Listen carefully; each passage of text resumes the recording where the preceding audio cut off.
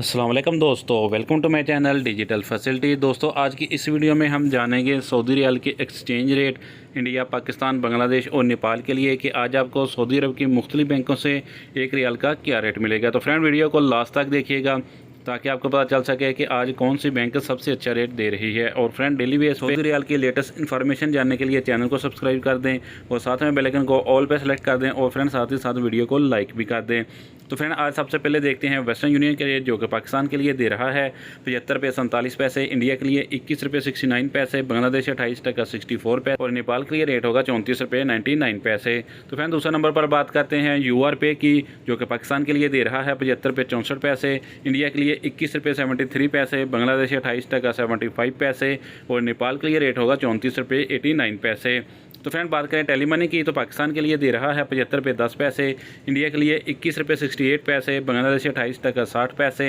और नेपाल के लिए रेट होगा 34 रुपये 80 पैसे। तो फ्रेंड एसटीसी पे आज पाकिस्तान के लिए दे रहा है 75 रुपये 10 पैसे, इंडिया के लिए 21 रुपये 58 पैसे, बांग्लादेश 28 टका 48 पैसे और नेपाल के लिए रेट होगा 34 रुपये 90 पैसे। तो फ्रेंड बात करें अल-राजी बैंक की तो पाकिस्तान के लिए दे रहा है 75 रुपये 60 पैसे, इंडिया के लिए 21 रुपये 66 पैसे, बांग्लादेश 28 टका 62 पैसे और नेपाल के लिए रेट होगा 34 रुपये 76 पैसे।